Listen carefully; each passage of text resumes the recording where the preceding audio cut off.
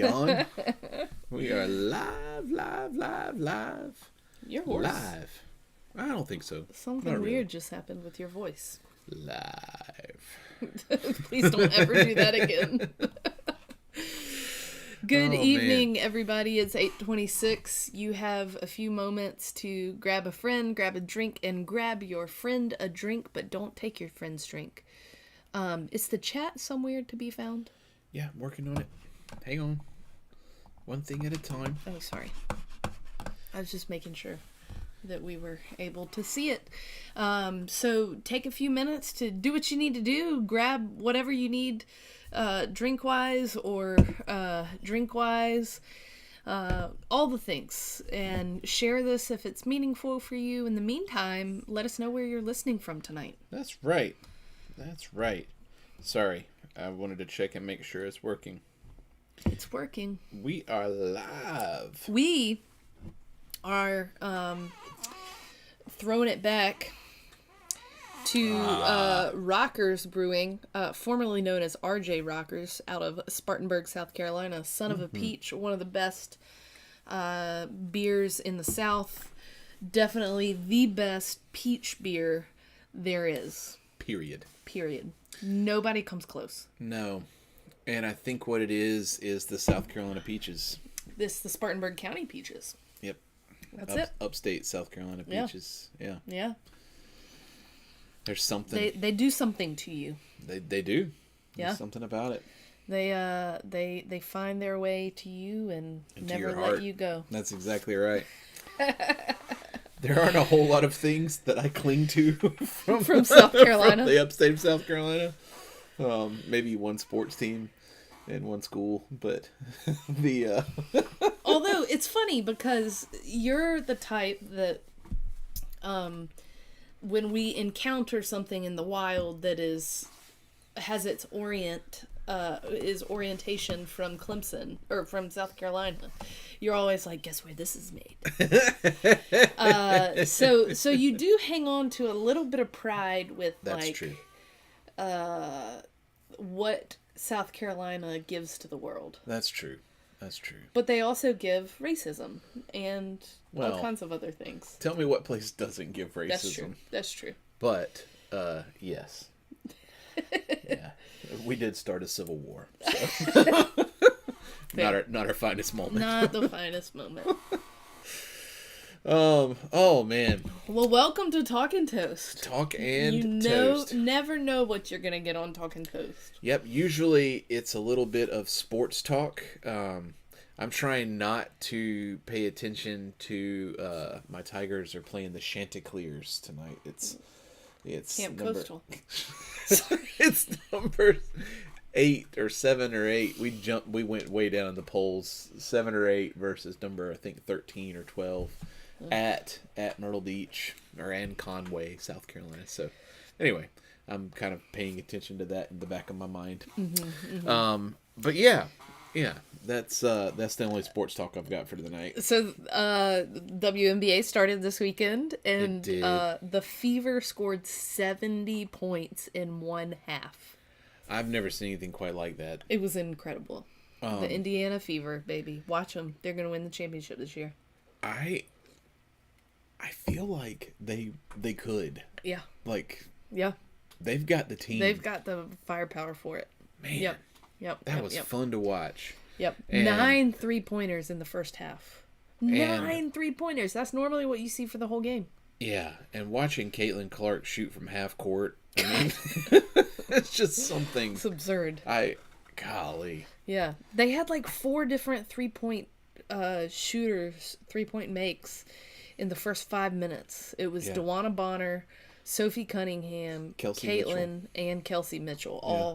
All hit a 3-pointer in the first 5 minutes of the game. It was something else. Amazing. So there's our sports. So there you go. Welcome to Talking Toast. Sometimes we evolve into sports talk, and other times we talk about life and spirituality and draw back the curtain on the creative process that is our sermon writing process. And so, yeah, here we are. And if you're joining us tonight, let us know where you're watching from. It's always fun to see where everybody is. Yeah. And the very first thing that we do on Talking Toast every week, after we get through the opening banter, Whatever that might be. yeah, we ask, what is sustaining you, and yeah, what is sustaining you? And I just want to say up front, there was we've done over 100 and something episodes of Talking Toast. Mm-hmm. And for many of those episodes, one of the people who would chime in would be Fran Gary Erickson. My cousin. Yeah. And I didn't know she was your cousin at the beginning whenever we Yeah. started. And she was always so kind. Mm-hmm. And she would chime in from Salem, Oregon. Mm-hmm. And Fran passed away today. Yeah. And so she's been on my mind. And so that's been one of those, like... And I've never met Fran in person. Yeah. But we've talked on Zoom, and we've talked on this. And anyway, just... She read for us at one point during COVID. She did. She was a lay reader for us. Yeah. And anyway, I just think... I'm just thinking about that. And sometimes that... I don't know. It feels like there's been a lot of kind of... death in our small little circles lately. Another person who we're going to remember this weekend is Kathy Helm, who's a part of our church, and just those kinds of like just memories of those kinds of people. And thinking about Talking Toast. Especially with like a Fran thing. I think that's been sustaining. It was fun because so that's your sustaining? I think so. Okay. Yeah. Because I can sit back, it's hard to like, it's easy to name the things that aren't sustaining. Mm-hmm. But like sometimes you think about, well, this person's been a presence for a long time. Mm-hmm, mm-hmm. And really Talking Toast is what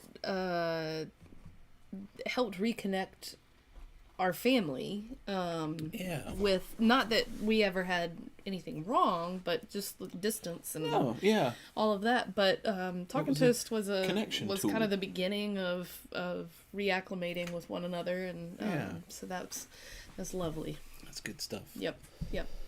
So yeah, I'd say thinking about those connections. I don't think we ever asked the question. Oh, what is sustaining you? Yeah. So we start every week. Sorry. You jumped right into it. We start every week by asking a simple question: what is sustaining you? What is your 808 beat? What is the thing that is getting you through? What is the underlying current that is carrying you? What is saving your life today? However you want to put it. And so what John is... I would say the Saints. The Saints. Not the New Orleans Saints. They are not sustaining. But those Saints, the great cloud, if you will. What's sustaining you? Mine is far grittier and less profound, but also equally profound. I planted my garden this week. Good. So, planted some lettuces and some root vegetables, so some carrots and onions and sweet potatoes. And today, 3 hours ago, I planted my fig tree. I've been wanting a fig tree since the first time I read Ross Gay's poem to the fig tree on 9th and Christian. Mm-hmm. And when we bought our house, I was like, I'm getting my fig tree now. And I would like to say one of the first things that happened whenever we moved in was a neighbor two doors down who goes to our church brought us figs. Yeah. Like right off the bat. Right off the bat. And man, there's nothing quite like fresh figs. Yeah. I hadn't had a fresh fig until 2019. Yeah. And tried it for the first time when we were living in the South. Yeah. And it is a religious experience. It is. They're so good. So in a few years, I will have a fig. I will have a harvest of In figs 3 to 5 years. in 3 to 5 years, and I might just fill our yard with fig trees. Who knows? But it would make it less work to not have to mow. We'll see what happens. Yeah. What if we just had all fig trees? We'll see.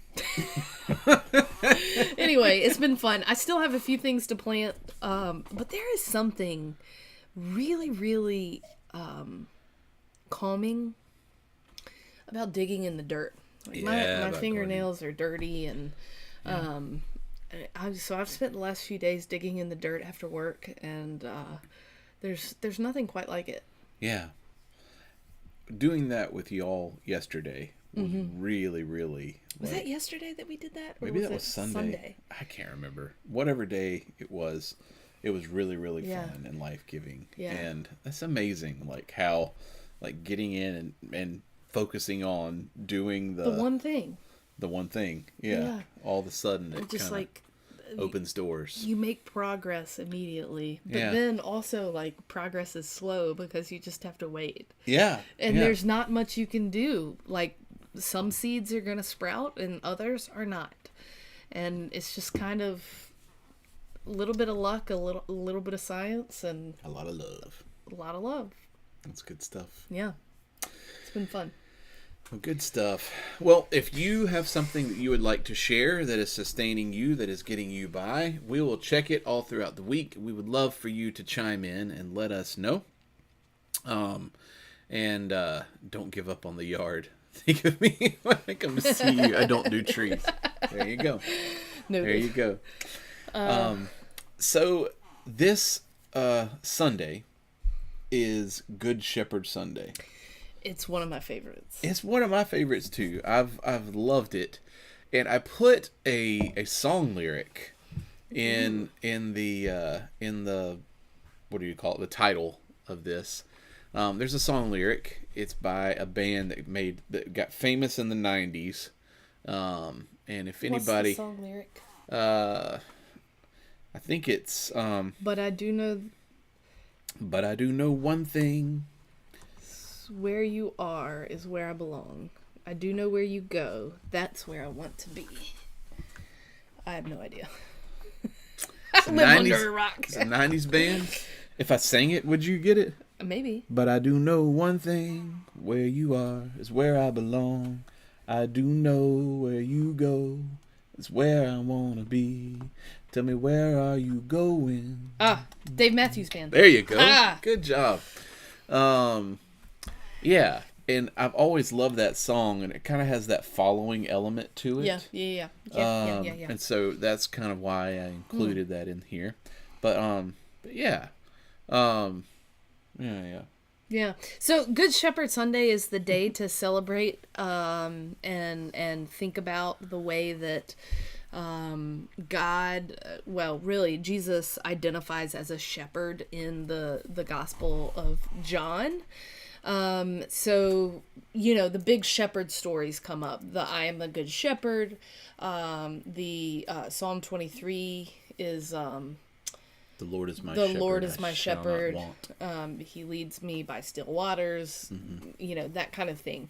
So it's interesting because, and I was thinking about this earlier, on Good Shepherd Sunday, we do a lot of talking about the kind of shepherding that happens to us. Right? Where we are a passive kind of party in the shepherding. We are shepherded. But we don't do a lot of talking, or haven't, at least in my time that I can remember, about being a shepherd. And so it'll be an interesting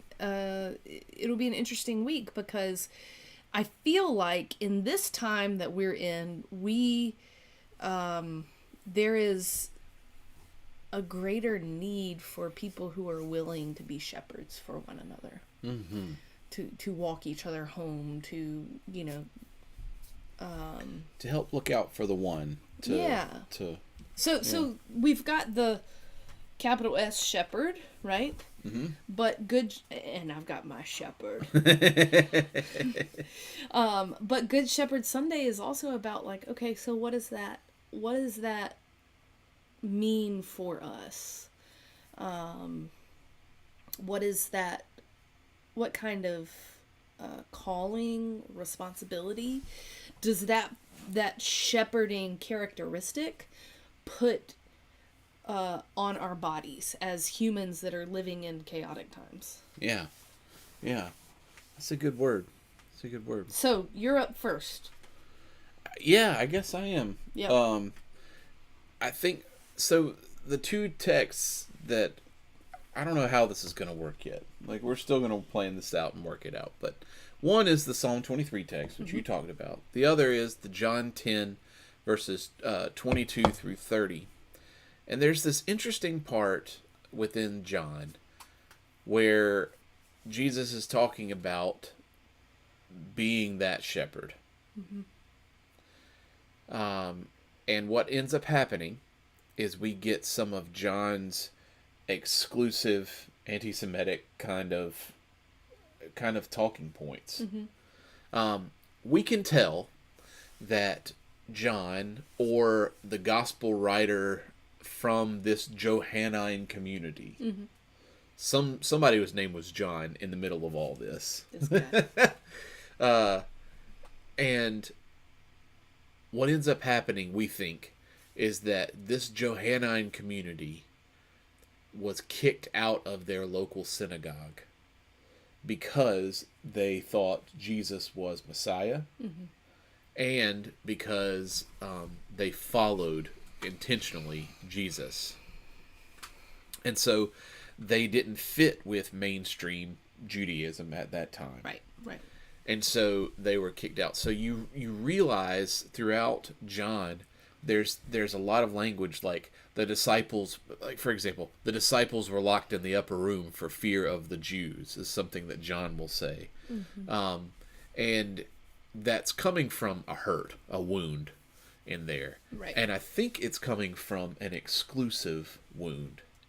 A wound because of exclusion. A wound because of exclusion. And in this passage, Jesus, and keep in mind that the Gospel of John is written after Matthew, Mark, and Luke. Long after. And so in this writing, Jesus says, "But you do not believe me because you do not belong to my sheep. My sheep hear my voice. I know them and they follow me." And there's this shift that happens in that. I think the phrase is hurt people. Yeah. But I think it's no surprise that in this like person who is dealing with exclusion, that is also putting this exclusion. But there's a barrier right there. Yeah. And that barrier is belief.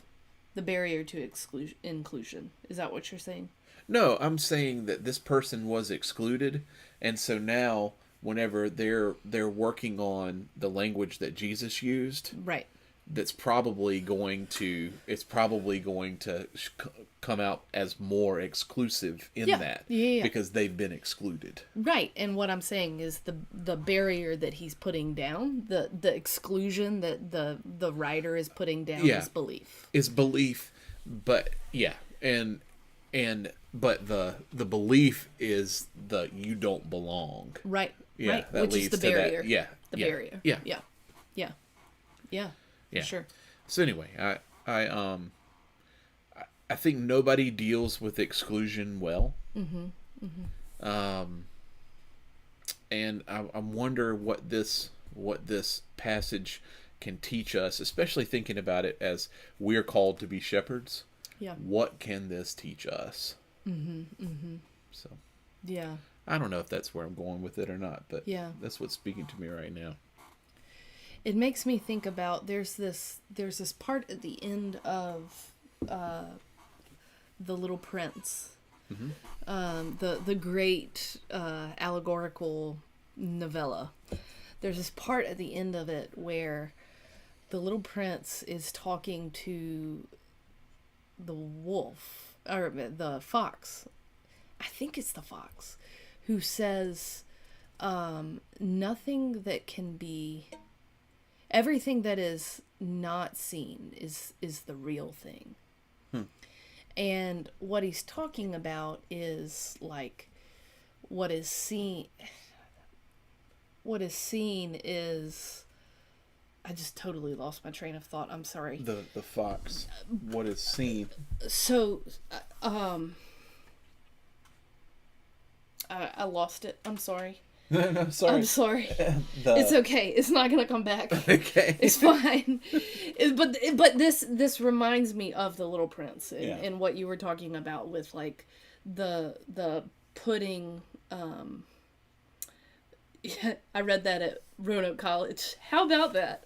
That's fun. Roanoke College. There you go. Anyway, the Little Prince is a great novel about this kind of thing of like an inclusion exclusion. Yeah. But I was bringing up the fox for some reason. I can't remember why. I'm sorry. I was literally just reading it upstairs. Yeah. I'm sorry. That's all right. That's what happens. No worries. So yeah, and I think one of our friends, who's also a minister, a local minister, posted something that says churches need to really think about like exclusion and inclusion and affirmation in this time, because we're getting ready to go into June, which is Pride Month. Yeah. And in Pride Month, there's so many different churches who will like go and participate in a Pride festival and those kinds of things, put up a table. There are churches that might not necessarily put up a rainbow, but churches that will say like all are welcome, and those kinds of things. And the question like, try is, to do like secret coding. yeah, exactly. Yeah. And the thing is, if you're not okay with these people, if you're not okay with, if there's something there that is a barrier that's in place for you, then that's not affirmation and that's not inclusion. Right. And we've got to deal with those exclusive things first. Right. Yeah. Right. Yeah. Anyway. And it's almost as if inclusion is the minimum, you know? Yeah. Like integration really needs to be like community building. Or affirmation, like really truly seeing someone as who they are and being okay with it. Yeah. Yeah. Not just okay with it, enthusiastic about who they are. Yeah. Someone's living into their true self. And so maybe that's so I know we got kind of onto this based on the exclusion in the Gospel of John, but perhaps it's a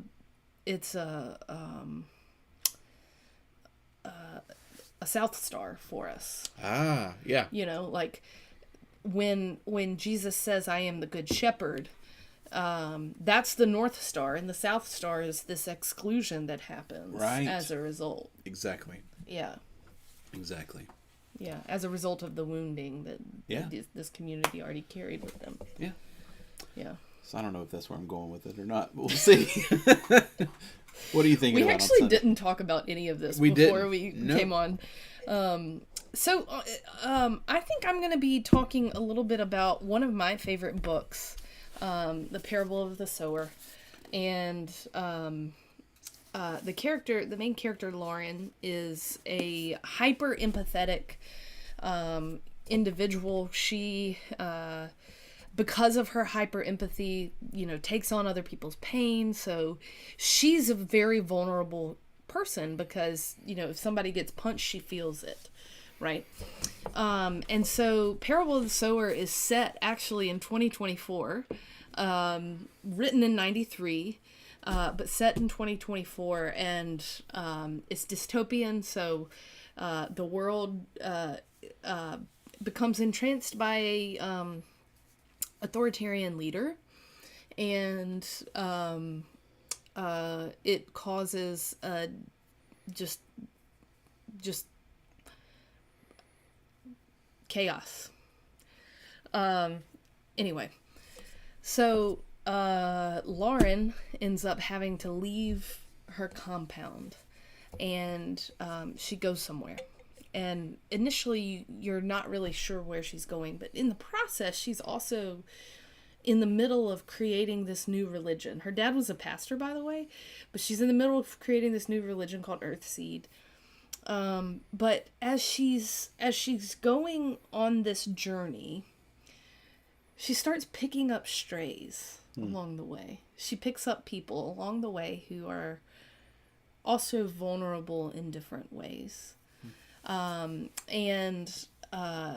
She, I think, is a really interesting kind of figure to put beside Jesus as someone who shepherds in chaos and changing time. The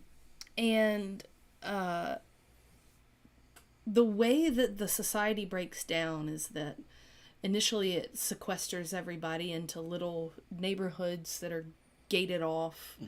So you've got the exclusion kind of South Star that she's experienced already. Mm-hmm. And then, and initially the exclusion is because of safety reasons, right? And then they go out, their compound gets taken over and lots of people die. And they go out and they go on their journey up the coast of California. So she's leading away from that pain where all that death happened and the chaos. She's leading away from something as the shepherd, but she's also leading toward something, toward this possibility, toward this newness. And I think that's an interesting thing as a shepherd. You're always leading the sheep somewhere. You're never just like... You're not haphazardly like, oh, wandering. Let's see what's around this bend in the path. Yeah. Because there could be something there. So you're leading somewhere. And so I'm really curious to think about how shepherding in a time of chaos manifests, particularly with Jesus and Lauren, like sitting side by side, and how to shepherd in a time of chaos, and why to shepherd in a time of chaos, and what that even looks like. Yeah. I think about in this that a professor taught me the word liminal, which I had never heard before divinity school, but liminal is that space in between, right? Yep. And it's chaotic. And you can think about the liminal space, like at the beginning of creation in like Genesis, there's that primordial chaos. It's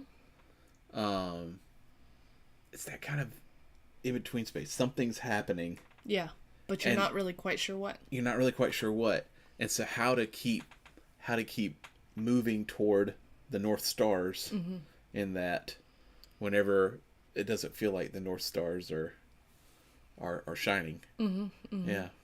I think that's really fascinating. I can't wait to hear where you go with that. Yeah, that made me think about the goddess and in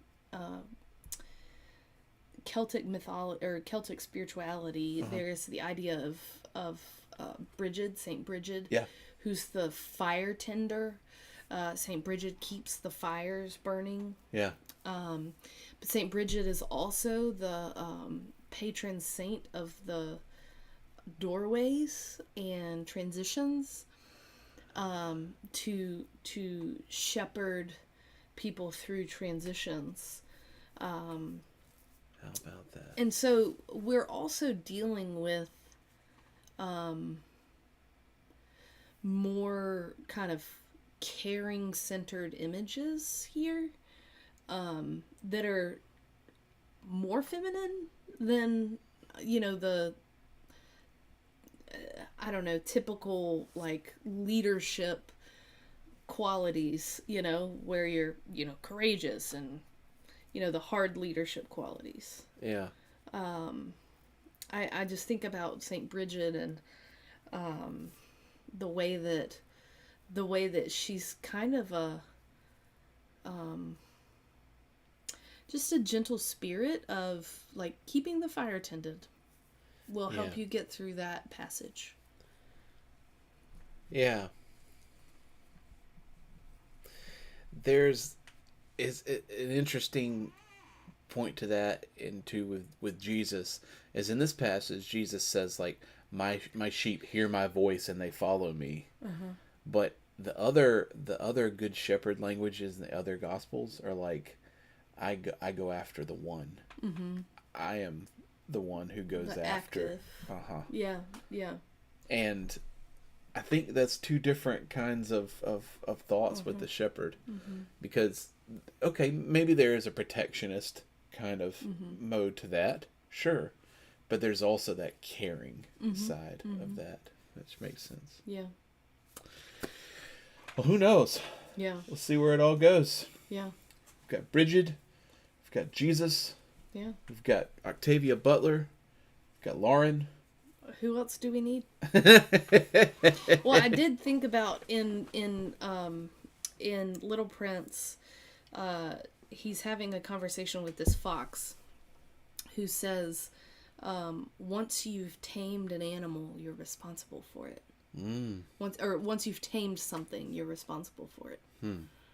And so the Little Prince is, trying to figure out how to keep his rose alive. And so he's learning that he's responsible for this rose. But I think about a sense of, as a shepherd, not only is it your job, but there's like an emotional connection of responsibility. Like once you've taken these creatures under your care, it's now your responsibility to care for them. Yeah. I love it. I don't have anything else to add tonight. I just got really tired. I did too. And thinking about all this is kind of like a calm, like, I immediately thought about Psalm 23. It's like, the Lord is my shepherd, I shall not want. He maketh me to lie down in green pastures. Yeah. Like, there's just something calming about it. It also that makes feeling. me think of the song in what's it called? The Vicar of Dibley. The Lord is my shepherd. Yeah. The Vicar of Dibley. Oh man, if you haven't seen that, that's good on BritBox. We've done some talking. We need to do some toasting. Can you start us tonight? Us? I think we've got a guest toaster. Ooh. There you go, kiddo.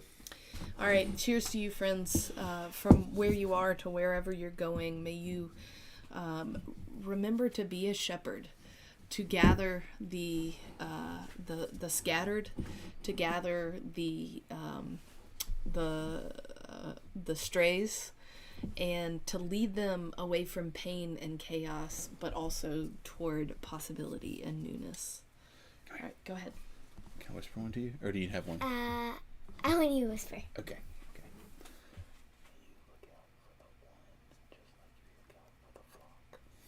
May you look out for the one as you look out for the flock. Very good. That's awesome. That's also Star Trek. I'll teach you that sometime soon. Star Trek. And as you journey, may the South Stars teach you what the South Stars need to teach you, and may the North Stars reveal themselves. Cheers. Ooh, I like Cheers, that. friends. You want cheers? South and North Stars. We'll talk about it. All right, we'll see y'all Cheers. this time next week. Same bat time, same bat channel. Here we are. Da-na-na-na-na-na-na-na.